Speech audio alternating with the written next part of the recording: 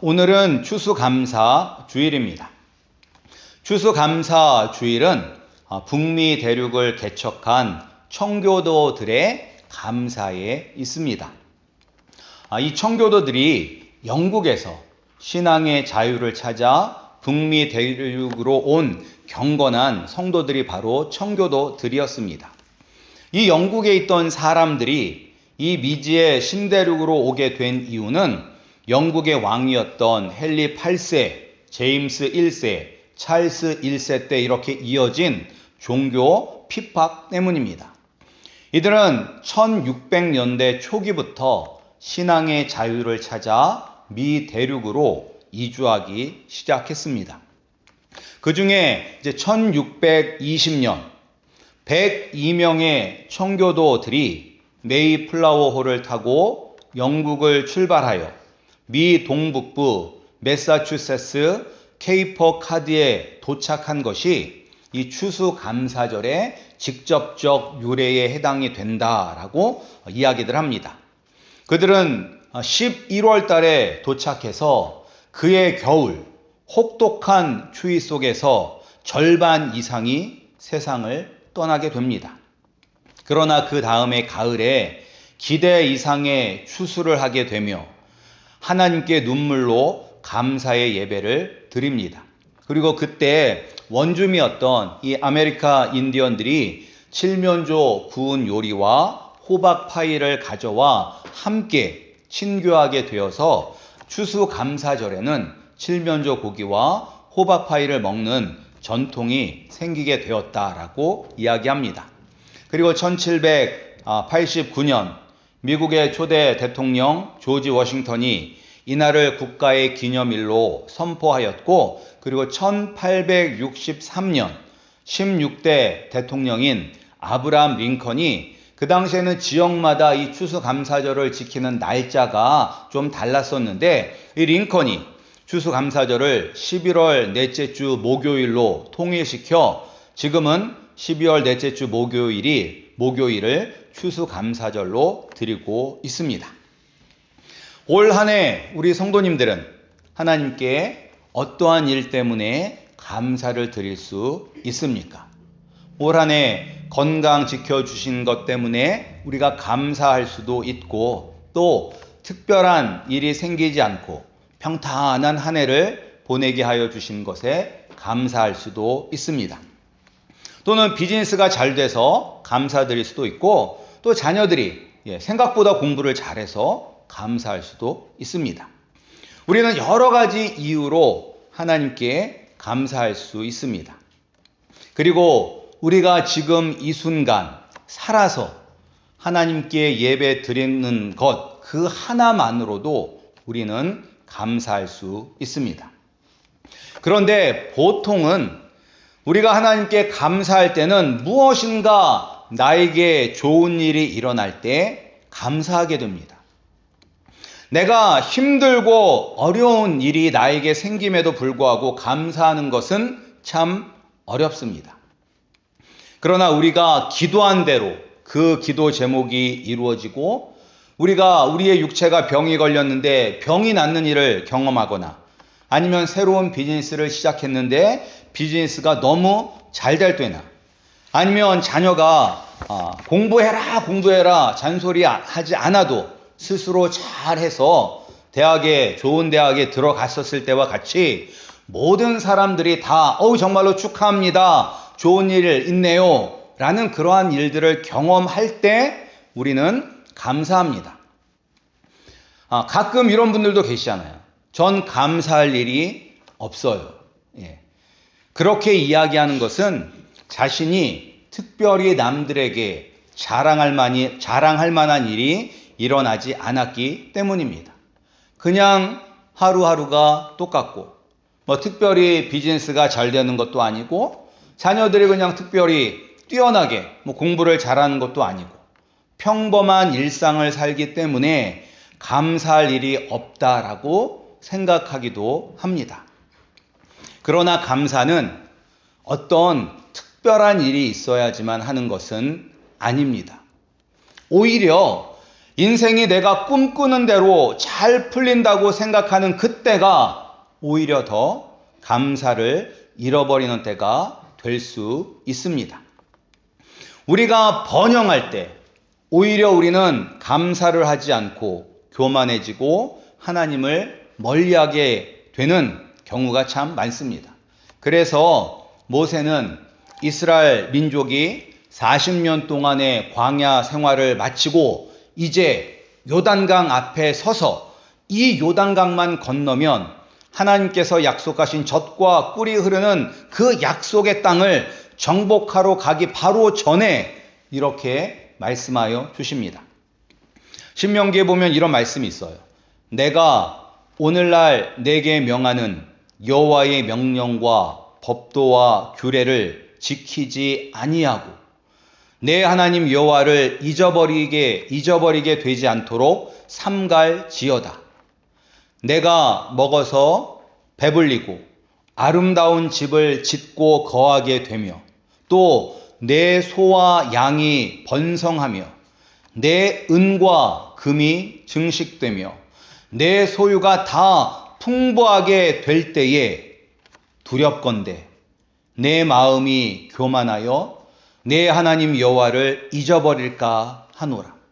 또 두렵건대 내가 마음에 이르기를 내 능과 내 손의 힘으로 내가 이 재물을 얻었다 할까 하노라 라고 말씀하고 있습니다. 모세가 경고하고 있는 것은 처음 가나안 땅을 정복했을 때는 분명히 하나님께 감사할 거예요. 그런데 시간이 지나면서 하나님의 은혜는 잊어버리고 내가 잘나서 내가 능력이 있어서 이 모든 일을 했다라고 교만할 수 있기 때문입니다. 제가 드린 묵상집을 한번 읽어보시면 거기에 이제 이런 내용이 나와요. 예전에 인기가 많았던 심슨이란 그런 애니메이션에 나오는 장면이 거기에 들어가 있거든요. 거기 뭐라고 들어가 있냐면 심슨이 식사 기도를 요청받자 그 만화에서 심슨이 아빠가 이렇게 기도를 해요. 사랑하는 신이시여, 이 모든 것을 우리가 직접 지불했으니 아무것도 고맙지 않습니다. 라고 기도를 해요. 아니 내 돈 내고 내가 사 먹는데 내가 왜 하나님께 감사합니까? 라는 것이죠. 이 모습이 이해가 됩니다. 이 모습이 나라가 잘 살수록 교회가 쇠퇴하는 것을 설명하죠. 유럽도 그렇고 미국도 그렇고 한국도 그렇습니다. 우리가 6.25 때는 6.25가 났을 때는 지금은 이제 무정부 상태가 된 이 IT가 있잖아요. 쿠바 밑에 있는 IT란 나라가 한국을 돕겠다고 유엔군으로 한국에 왔습니다. 그때는 한국이 IT보다도 헤이리보다도 더 못 살았다고 합니다.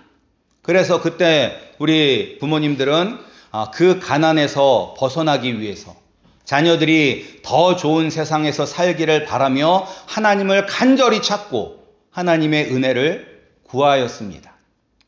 그래서 조금만 형편이 나아져도 감사했습니다.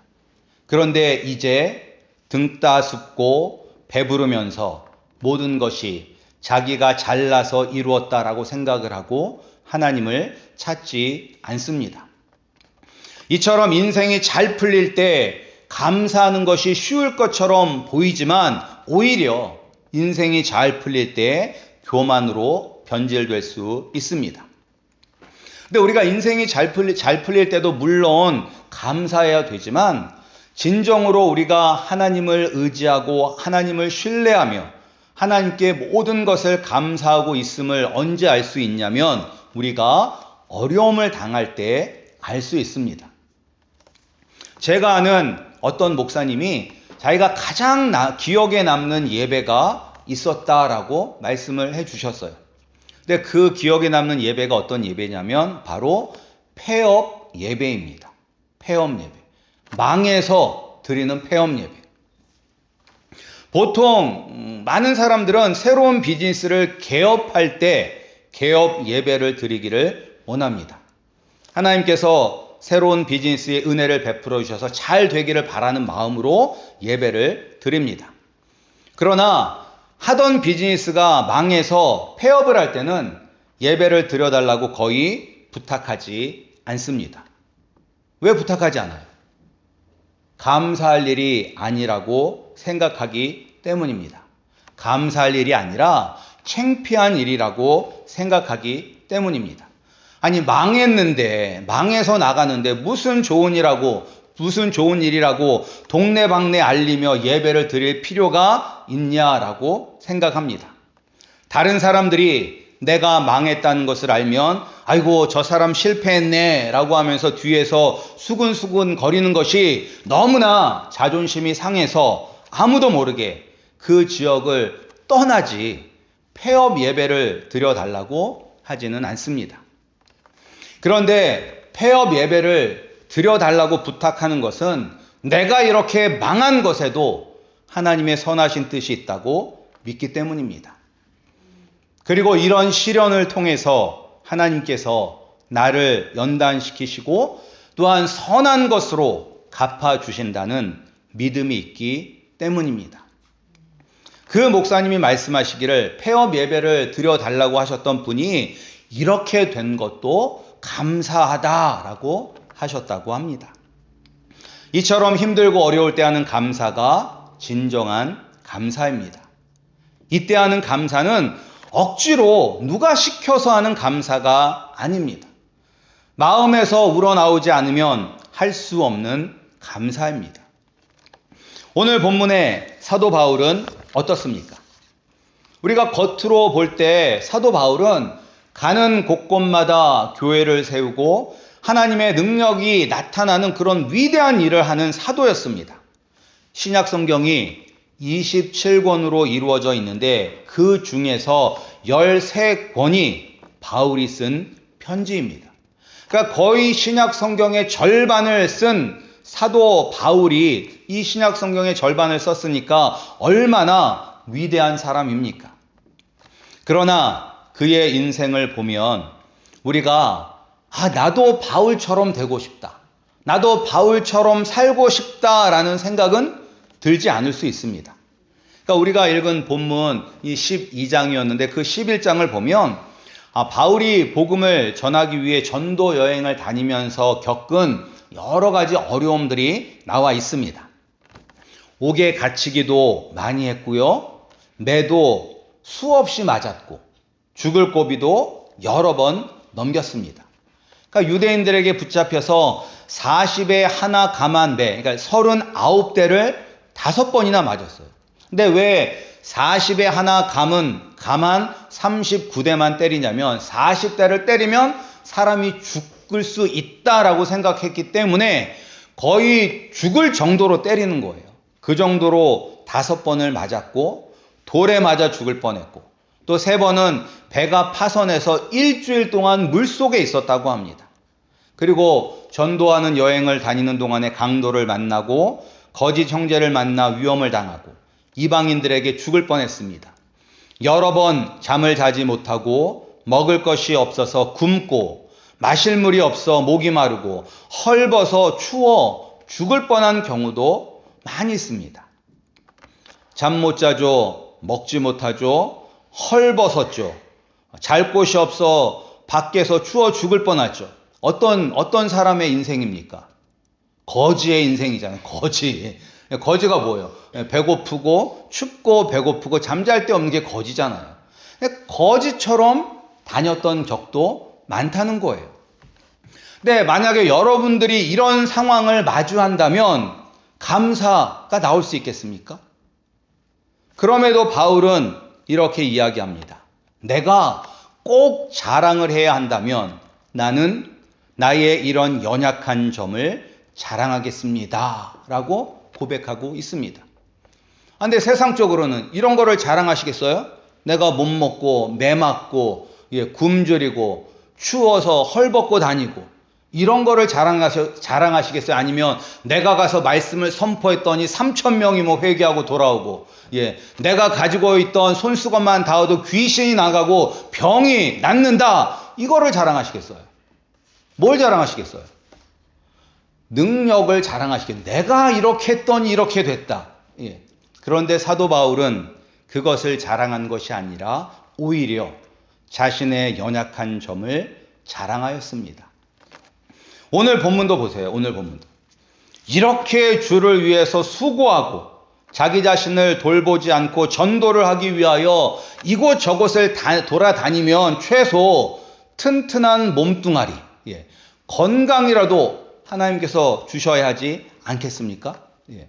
그런데 바울에게는 육체의 가시가 있었습니다. 육체의 가시는 육체의 질병일 수도 있습니다. 그래서 어떤 사람은 바울이 간지를 앓았다, 아니면 눈이 너무나 약해서 시력이 안 좋아서 어려움을 겪었다라고 그렇게 이야기를 합니다. 그러니까 육신적으로 하여튼간 완전하지가 않았던 사람이에요. 그래서 이 바울은 너무나 괴로워서 하나님께 이 문제를 해결해 달라고 3번이나 간절히 기도하였습니다. 그랬더니 하나님께서 어떻게 응답해 주셨을까요? 우리 9절, 우리가 읽었던 9절 앞부분 말씀을 우리가 함께 읽겠습니다. 우리 9절 앞부분 말씀 함께 읽겠습니다. 시작. 내게 이르기를 내 은혜가 내게 족하도다. 이는 내 능력이 약한 데서 온전하여 짐이라 하신지라. 아멘. 아멘. 하나님이 말씀하셨어요. 너를 힘들게 하는 그 육체의 가시도 나의 은혜다. 육신의 질병으로 고통받고 있는 그것도 내가 너에게 주는 은혜이다. 그것은 내가 약할 때 나를 의지하고 나를 의지할 때 나의 능력이 온전하게 나타나기 때문이다. 사도 바울은 하나님의 이 말씀을 듣고 이렇게 고백합니다. 우리 10절 말씀 다시 한번 함께 읽겠습니다. 10절 말씀 시작. 그러므로 내가 그리스도를 위하여 약한 것들과 능력과 궁핍과 핍박과 곤란을 기뻐하노니 이는 내가 약할 그때에 곧 강함이니라. 아멘. 바울은 자신이 겪는 어려움 그리고 고통을 예수님을 위해서 기뻐하고 감사한다고 이야기합니다. 내가 약할 때, 그리고 내가 고통을 받을 때, 내가 괴로운 그때에 예수 그리스도의 능력을 경험하여 눈물이 기쁨으로, 슬픔이 찬양으로 변한다는 것을 사도 바울은 알고 경험하였습니다. 일이 잘 될 때는 누구나 감사할 수 있습니다. 그러나 일이 잘 되지 않을 때, 내가 힘들고 괴로울 때 감사하는 사람이 진정으로 예수님을 사랑하는 사람입니다. 데살로니가 전서 5장에도 이렇게 나와 있잖아요. 항상 기뻐하라, 쉬지 말고 기도하라, 범사에 감사하라. 매 순간마다 기뻐하고 감사하라고 이야기하고 있습니다. 매 순간은 기쁠 때, 슬플 때, 아플 때, 건강할 때 모든 순간에 기뻐하고 감사라는 것입니다. 우리가 예수님께서 우리에게 주시는 은혜를 알면 우리도 이렇게 매 순간에 감사하고 기뻐할 수 있습니다. 우리는 예수님을 믿음으로 하나님의 자녀가 되었습니다. 그런데 그 믿음도 하나님께서 우리에게 주신 선물입니다. 예수님을 믿고 하나님을 아버지라 부를 수 있는 하나님의 자녀가 되었으니 잠깐 동안 우리가 이 땅에서 어려움도 겪을 수 있지만 우리가 영원히 살 그 하나님의 나라로 우리를 인도해 주실 것입니다. 그리고 세상이 줄 수도 없고 세상이 빼앗을 수도 없는 참 평안을 우리에게 주셨습니다. 이것이 그 무엇과도 비교할 수 없는 축복이라는 것을 우리는 알아야 합니다. 이런 은혜를 우리가 받았다는 것을 알 때 힘들고 어려울 때도 감사할 수 있습니다. 오히려 힘들고 어려운 그 순간이 예수 그리스도의 능력을 경험할 수 있는 축복의 시간임을 깨닫고 감사할 수 있는 것입니다. 오늘 하루 그리고 이 한 주간 동안 우리가 잠잠히 올 한 해 하나님께서 어떻게 나의 삶 가운데 나에게 은혜를 베풀어 주셨는지 한번 묵상해 보시기 바랍니다. 때로는 내가 너무 힘들어서 그것이 감사할 일이라고 생각하지 못했던 것들이 하나님의 은혜였다는 것을 깨닫고 하나님께 감사하고 나의 연약함이 나의 능력이라 고백할 수 있는 우리 성도님들이 되시기를 주님의 이름으로 축복합니다.